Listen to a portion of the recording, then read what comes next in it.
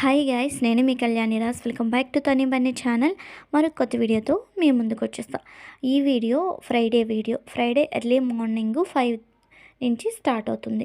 5 కల్లా లేచి లేవగానే ఫ్రెష్ అప్ అయిపోయాక ఇలా ఇంటి ముందు తులసమ్మ వైపు అయితే క్లీన్ చేసి పెట్టుకున్నాను. క్లీన్ చేసి పెట్టుకున్నాక సింపుల్గా ఇలా లోటస్ ముగ్గునైతే వేసుకున్నాను. లోటస్ ముగ్గును పెట్టుకున్నాక దానిపైన కొద్దిగా పసుపు, నెక్స్ట్ కుంకుమ బొట్టు పెట్టుకున్నాను ఫ్రైడే అని.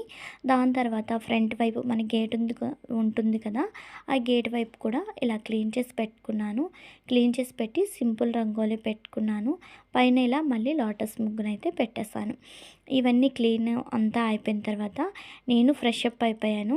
హెడ్ బాత్ చేసేసిన తర్వాత దీపారాధనకి అన్నీ సర్దుకున్న తర్వాత దీపారాధన కూడా చేసుకున్నాను. ఫ్లవర్స్ కూడా ఎక్కువే పూచాయండి. ఎర్లీ మార్నింగే ఇంకా వీడియో ఏం షూట్ చేస్తానని ఎర్లీ మార్నింగ్ అయితే వీడియోనైతే షూట్ చేయలేదు, అంత చీకటినే.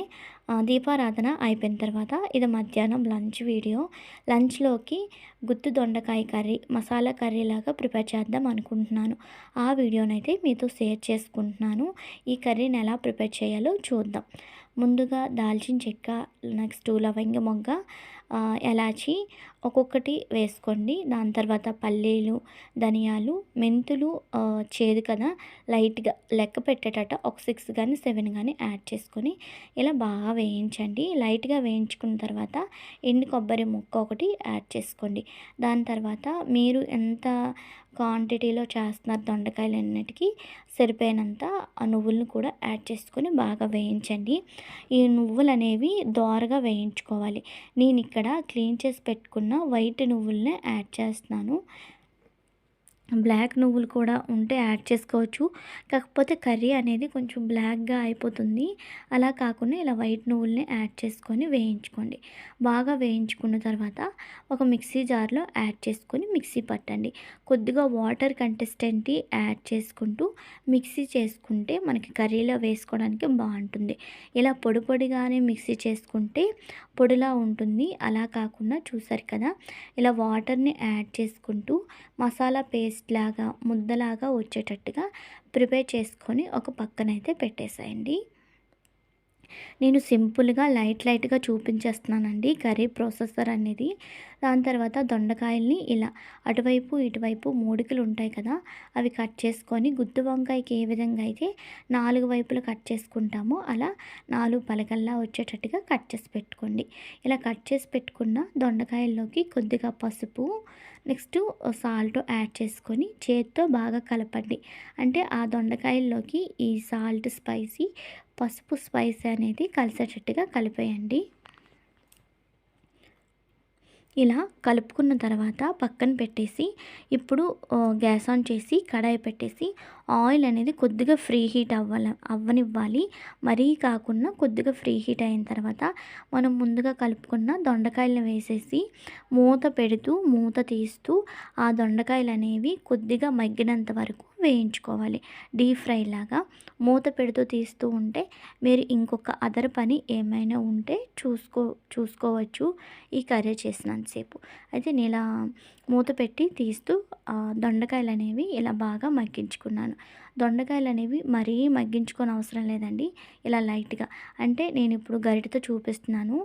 జస్ట్ ఇలా ఫ్రెష్ అయ్యేటప్పుడు మనం గంటితో ఇలా చేసేటప్పుడు ఆ స్పూన్తో కొంచెం మెత్తగా అయ్యేటట్టుగా ఉంటే సరిపోతుంది.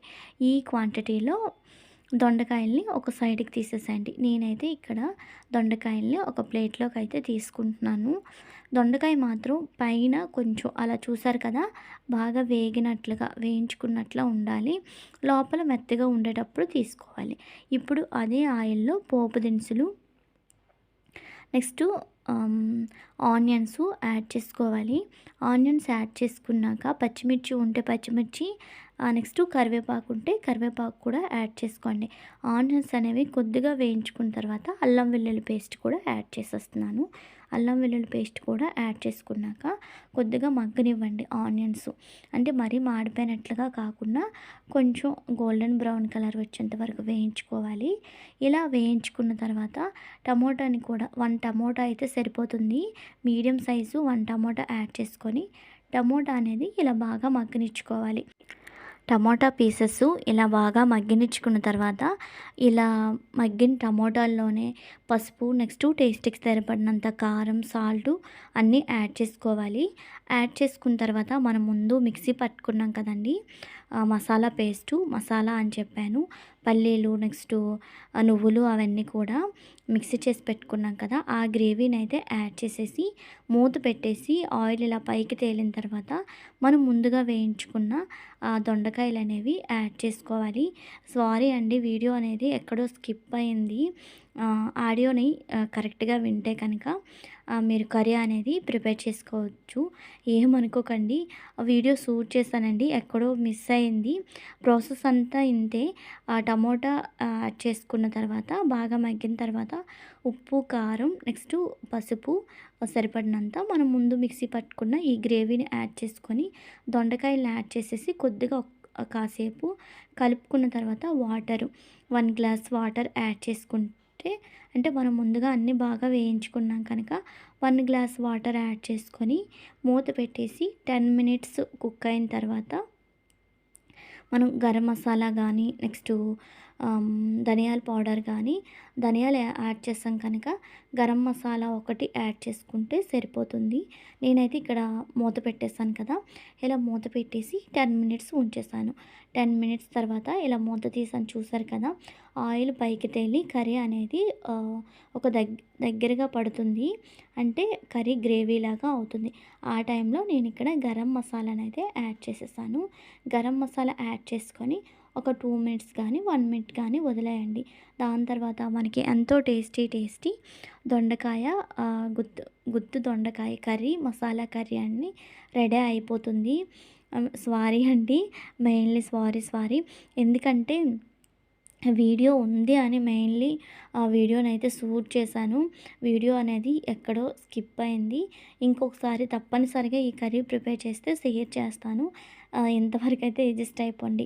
అయితే ఈ కర్రీనైతే ఒక బౌల్లోకి అయితే ట్రాన్స్ఫర్ చేసేద్దాం. నేనైతే ఇక్కడ బౌల్లోనైతే కర్రీ వేసుకుంటున్నాను. ఈ కర్రీ వేడి వేడి అన్నంలో కలుపుకొని తింటే చాలా అంటే చాలా టేస్టీగా ఉంటుందండి. కంపల్సరీ ఒకసారి మీ ఇంట్లో ట్రై చేయండి. మెయిన్లీ ట్రై చేస్తారు మన సబ్స్క్రైబర్స్తో షేర్ చేసుకుందామనే వీడియోనైతే షూట్ చేశాను. ఇంకా ఏమైనా అర్థం కాకపోతే కామెంట్ సెక్షన్లో కామెంట్ చేయండి. కర్రీ ప్రిపరేషన్ అయిపోయాక మళ్ళీ ఈవినింగ్ వీడియో ఇది. ఈవినింగ్ అయితే టీ పెట్టేసాను. టీ పెట్టేసి టీ అయితే గ్లాసుల్లో వేసేసి కాసేపు అలా కబుర్లు చెప్పుకుంటూ టీనైతే ఎంజాయ్ చేస్తూ తాగేసిన తర్వాత మార్నింగ్ అనుకుంటా, మార్నింగ్ 10కి అలా అండి చింతపండు అయితే ఆరబెట్టాను.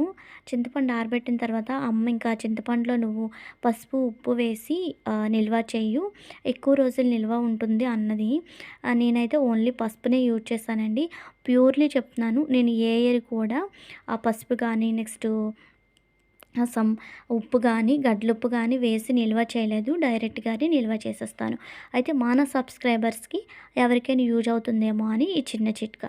పసుపు కానీ, గడ్డలుప్పు వేసి చింతపండుని నిల్వ చేసుకుంటే కనుక 1 ఇయర్ వరకు నిల్వ ఉంటుందంట, మా అమ్మ చెప్పిన చిట్కా. అయితే నేనైతే ఇక్కడ అడుగున కొద్దిగా పసుపు వేసాను. మళ్ళీ బకెట్ మొత్తం ఫిల్ చేసిన తర్వాత మధ్యలో మళ్ళీ పైన పసుపు వేసేసి అయితే ఫిల్ చేసేసి నిల్వ ఉంచాను. మీరు నిల్వ ఉంచేటప్పుడు 1 డే ఆరబెట్టేసేయండి. ఆరబెట్టిన వెంటనే వేడివేడిగా ఉండేటప్పుడు కూడా స్టోర్ చేసుకోకూడదంట. కొద్దిగా చల్లారిన తర్వాత స్టోర్ చేసుకోవాలి, లేకపోతే పురుగు పడుతుంది. ఈ చింతపండుని స్టోర్ చేసుకున్నాక మరి వీడియోస్ అనేవి ఇంకెక్కడ షూట్ చేయలేదు. ఈ వీడియో కనుక మీకు నచ్చితే లైక్ చేయండి, షేర్ చేయండి. మరిన్ని వీడియోల కోసం మన ఛానల్ని తప్పకుండా సబ్స్క్రైబ్ చేయండి.